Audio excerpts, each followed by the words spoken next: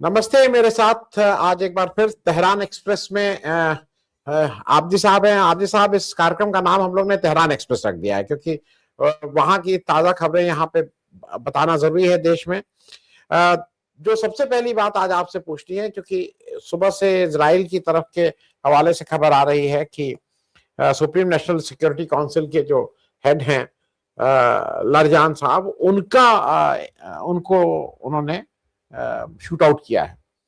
तो अभी तक कोई, चूंकि ईरान की तरफ से कोई आधिकारिक वो नहीं है, तो अगर आपको इसके बारे में कोई जानकारी हो या इस पे कुछ वो हो तो वो बता दें, नहीं तो फिर मैं आगे, क्योंकि ये एक इम्पोर्टेंट खबर है जिसपे सबको थोड़ा जानकारी जानना चाह रहे हैं लोग। बिस्मिल्लाहिर्रहमानिर्रहीम। जी हाँ, मैंने अभी इसको बाहर की जो न्यूज़ चैनल्स हैं, स्पेशली बीबीसी वगैरह, या उन्होंने भी इसराइली सोर्सेज से नकल किया है।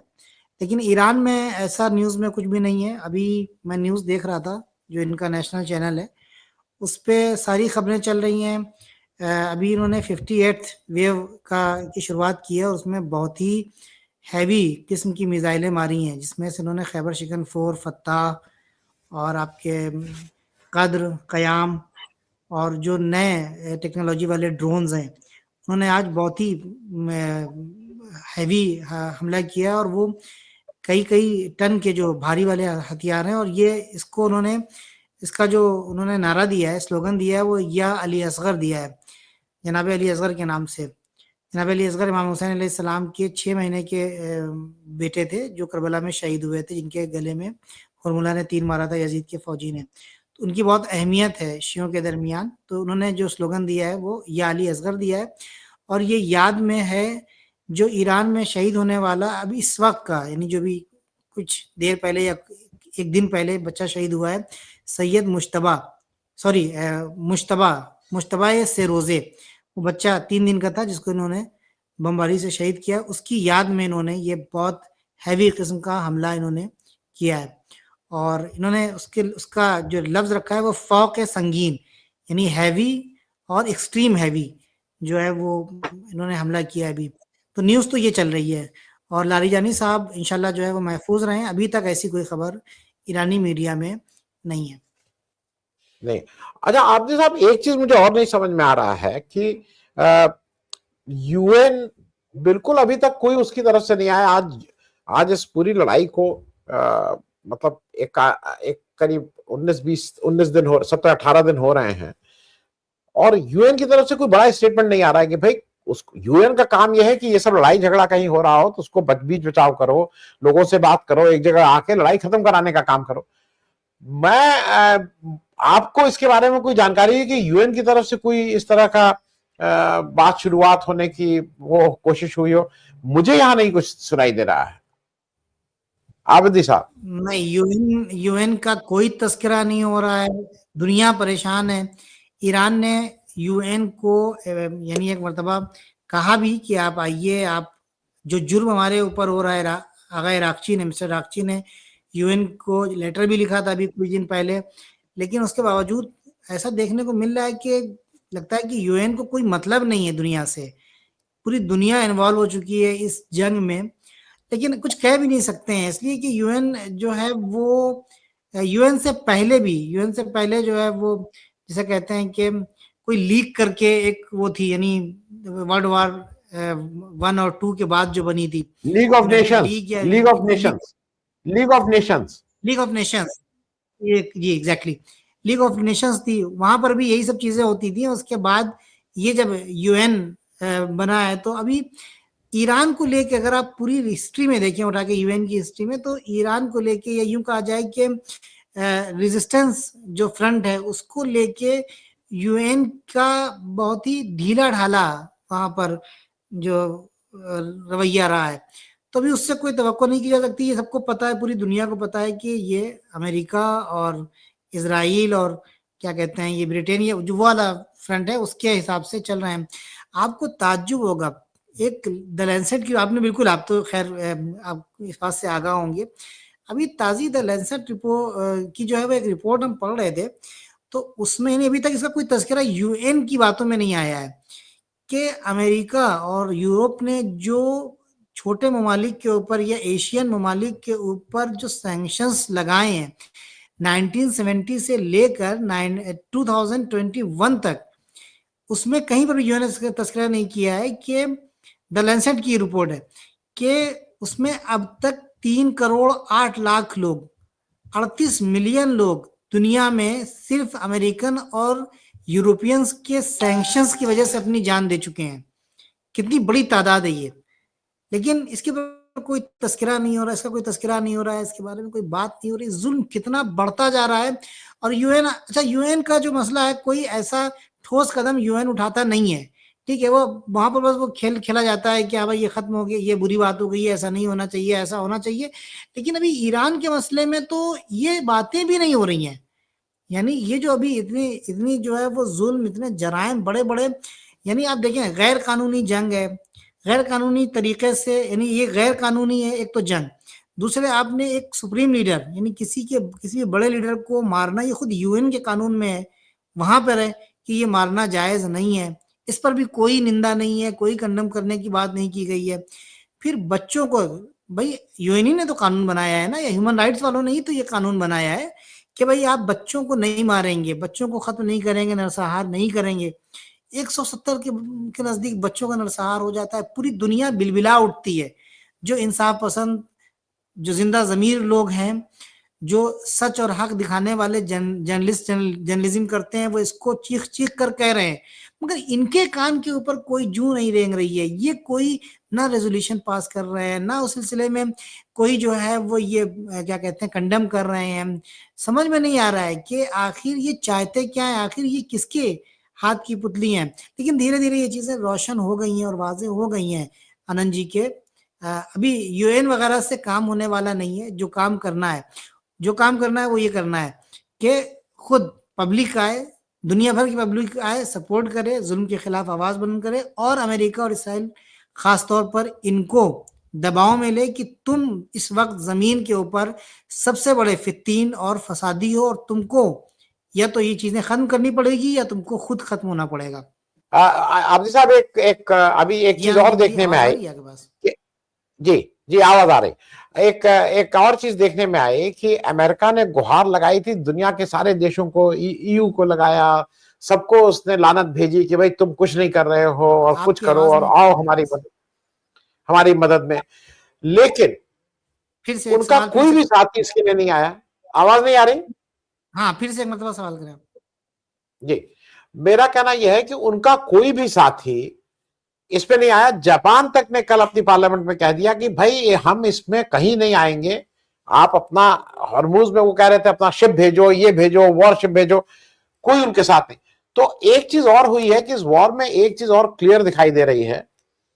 ईरान के ऊपर तो सैंक्शन लगाए हैं, लेकिन अमेरिका के साथ इजराइल को छोड़ के और कोई ठीक से खड़ा हुआ नहीं दिखाई दे रहा है। उसका बहुत दबाव है, खाड़ी के देशों में अपना बेस बना रखा है, लेकिन कोई उनके साथ ठीक से खड़ा हुआ इजराइल और वो उनके अलावा कोई देश दिखाई नहीं दे रहा। आपका इस पे क्या रिएक्शन है? आप लोगों को क्या लग रहा है वहां पे कि बाकी देश उनको छोड़ रहे हैं, या अभी कुछ कहने की हिम्मत नहीं कर रहे हैं, लेकिन साथ नहीं है उनकी? ये करीब करीब साफ हो रहा है। आबिदी साहब, देखें, मैं आपको यहाँ पर दो तरीके से बताना चाहता हूँ।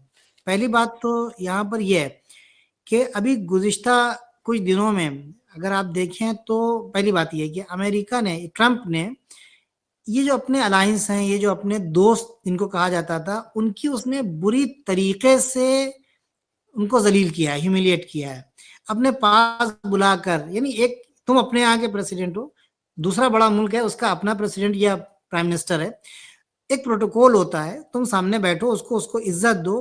तुम बुलाने के बाद उसको अपने यहाँ बिठा रहे हो, अपने सामने सारी फुटेजेस मौजूद हैं और तुम उसको जलील कर रहे हो।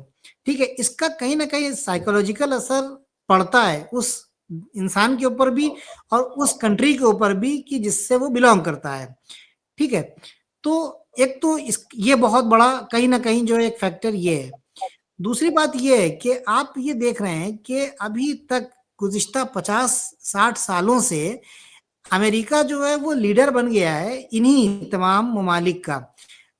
ये कुछ भी कर लें, ये कुछ भी, मेरी समझ है जो मैं आपकी खिदमत में अर्ज कर रहा हूँ आनंद जी, कि अभी आप ये देखें कि आप अपना शिप भेज रहे हैं, आप अपने फाइटर जेट्स भेज रहे हैं, आप अपनी आर्मी भेज रहे हैं नाटो में, जो नाटो के मेंबर्स हैं उसमें, लेकिन जो नाम होता है वो नाम होता है अमेरिका का, कि हमने इराक में ये कर दिया, हमने फला जगह पे ये कर दिया, हमने ये कर दिया, ठीक है। वो सबसे ऊपर अमेरिका होता है, यानी वो सबके जो रईस होते हैं और सबके जो कर्ता धर्ता होते हैं ये बने होते हैं।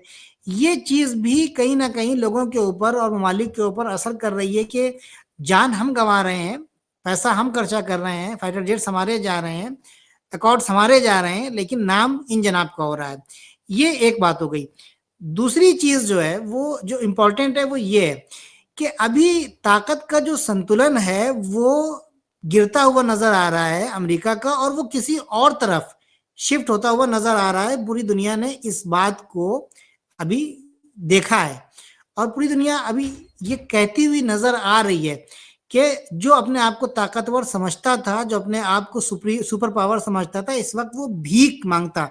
यानी न्यूज की जो हेडलाइंस हैं उसमें भी जो है बेगिंग का लफ्ज इस्तेमाल हो रहा है कि वो अपने अलायंस के साथ भीख मांगते हुए नजर आ रहे हैं। कुछ दिन पहले ट्रंप ने ये कह दिया था कि हमको ब्रिटेन के जो अकॉर्ड्स हैं और जो उनकी उसकी जरूरत नहीं है हमको, ठीक है, और उनके जहाजों की जरूरत नहीं है, तो ठीक है, अभी तुमको जरूरत नहीं है। अभी यहाँ पे जो मैं इंपॉर्टेंट बात करना चाह रहा हूँ वो ये है कि चूंकि उसके अलायंस जो है, अच्छा मुनाफिकत उनकी भी पाई जाती है, लेकिन जो ऊपर ऊपर की बात है वो आपकी खिदमत में अर्ज कर रहा हूँ, वो ये है कि अभी कहीं ना कहीं ये लोग इससे अपना पीछा छुड़ाते हुए नजर आ रहे हैं। इस बात को समझने की कोशिश करनी पड़ेगी हमें कि वो इससे पीछा छुड़ा रहे हैं कि कब तक हम इसको ढोएंगे, कब तक जो है वो इसकी काले करतूतों के ऊपर हम जो है वो, और हर काला सफेद जो ये अंजाम दे रहा है हम उसके साथ जाएंगे। बेहतर ये है कि अभी से पल्ला झाड़ लो और अभी से इससे दूर हो जाओ कि तुमने ये गंद मचाई है, तुमने ये बुराइयां फैलाई हैं, तुम जाओ और जाने के बाद ठीक करो। क्योंकि पूरी दुनिया में इस वक्त ये जो खलफिशार और अफरा तफरी फैल रही है, हमारा मुल्क भी उससे अफेक्टेड है और मुतासिर हो रहा है। तो आप देखें गैस की कितनी किल्लत हो रही है और लोग लाइनों में खड़े हुए हैं। तुम आओ, आने के बाद खत्म करो, क्योंकि तुमने ये हरकत की है। ईरान की तरफ से अगर देखा जाए तो ईरान मानने को तैयार नहीं। ईरान कह रहा है जंग तुमने शुरू की है, खत्म करना वो हमारे हिसाब से होगा, हमारे शराइत के मुताबिक होगा। खत्म करनी है या नहीं करनी है ये हम डिसाइड करेंगे। जी जी। अब साहब एक मैं अंतिम बात और पूछ लूं, आखिरी सवाल। ईरान के जो मैं एफसी देख रहा था, ईरान के करीब 5 से 7.5 लाख लोग, अलग अलग एस्टिमेट है, अमेरिका में ईरानियन ओरिजिन के हैं। वो वहां पे कितने महफूज हैं, एक आपसे मतलब आप लोगों के हिसाब से, और उसमें से क्या बहुत से लोग वापस आ रहे हैं? या मंदानी साहब ने तो साफ साफ अपनी स्पीच में कहा है कि न्यूयॉर्क में कोई भी ईरानी है वो पूरी तरह से महफूज है, उसको कोई डरने की जरूरत नहीं है, उनकी हिफाजत की जिम्मेदारी मैं ले रहा हूं, इस तरह की बातें उन्होंने कही हैं। लेकिन इस तरह के उसमें जब इतना चार्ज जो है, क्या लोग वहां से वापस आना चाह रहे हैं या उनकी क्या स्थिति है? अगर इसके बारे में कोई आपके पास जानकारी हो। जी देखिए, पहली बात तो ममदानी साहब ने जो बात कही है ये उनकी जिम्मेदारी है।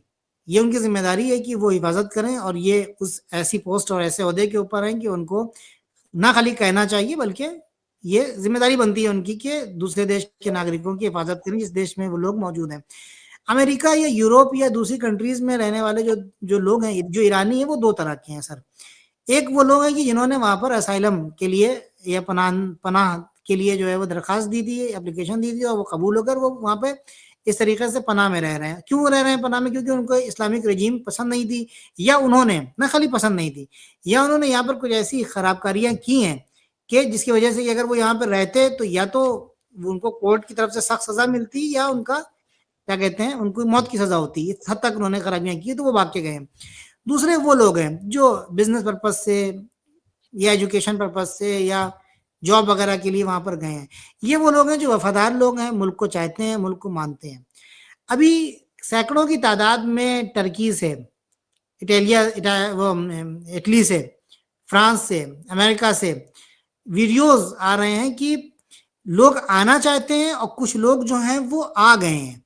और यहाँ पर आने के बाद वो ये बता रहे हैं कि हमको टर्की से एक जैसे ही जंग शुरू हुई वहां बसों से, चूंकि बॉर्डर मिलता है, बसों से लोग आ रहे हैं ईरान में। तो जो वो है रिपोर्टर है वो उनसे पूछ रहा है कि तुम ईरान पर हमला हो गया है, सुप्रीम लीडर शहीद हो गए, फिर क्यों जा रहे हो?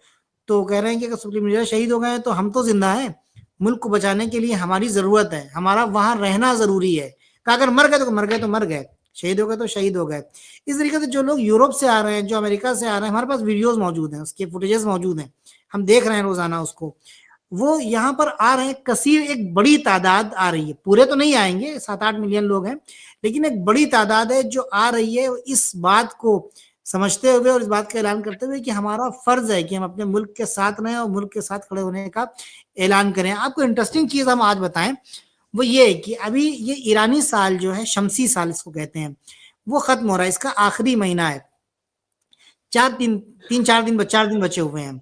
इस ये पूरा 3-4 हजार साल जो इनकी ईरानी सभ्यता है उस तरीके से चले आ रहे हैं। ईरानियों की खासियत ये है कि मुसलमान हैं, अक्सरियत शियों की है, तो ये अपने दीनी और मजहबी वो सारे जो रसूमात हैं वो कमरी साल यानी चांद के साल से करते हैं, जैसे माह रमजान है, मुहर्रम है, ईद है, ये सब चीजें वो चांद के हिसाब से मनाते हैं।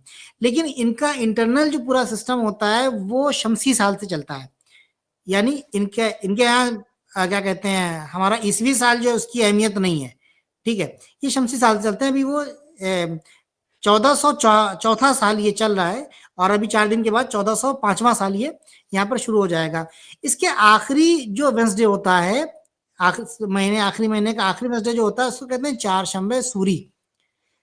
चारशंबे सूरी में जिस तरीके से हमारे हिंदुस्तान में हमारे हिंदू भाई जो हैं वो दीपावली मनाते हैं और पटाखे वगैरह फोड़ते हैं, रोशनी करते हैं, उसी तरीके से इनके यहाँ भी वो चारशंबे सूरी चला आता है और वो जवान निकलते हैं सड़क के ऊपर, आग जलाते हैं, पटाखे जलाते हैं। अभी 2-3 दिन में, यानी आज कल, ये 2 दिन जो है बहुत ज्यादा ईरान में खुद इंटरनल यहाँ के लिए बहुत ज्यादा सख्त है और बहुत बड़ी सिक्योरिटी लगी हुई है, क्योंकि एक बड़ी तादाद है जो रोज रात को निकल रही है सपोर्ट में सुप्रीम लीडर के, मुल्क के और फोर्सेस जो आर्म फोर्सेस हैं, सिपा के।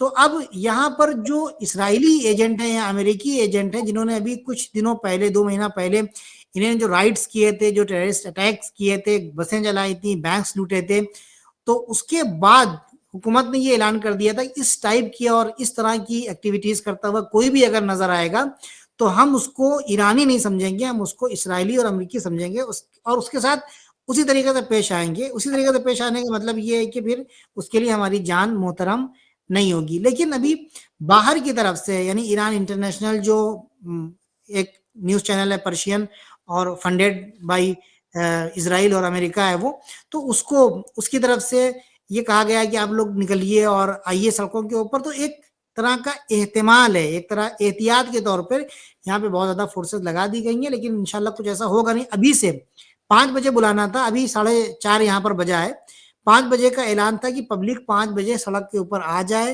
ताकि ये अमेरिका और इसराइल के जो एजेंट हैं इनको मौका ना मिलना पाए। मैं 1 घंटे पहले की रिपोर्ट बता रहा हूँ कि कुम में तौहीद स्क्वायर, बुनियाद स्क्वायर, जहाद स्क्वायर, हर तरफ पब्लिक का आना शुरू हो गया है कि वो आने नहीं देंगे। अगर आएंगे ये लोग तो इनके साथ बहुत सख्त तरीके से पेश आया जाएगा।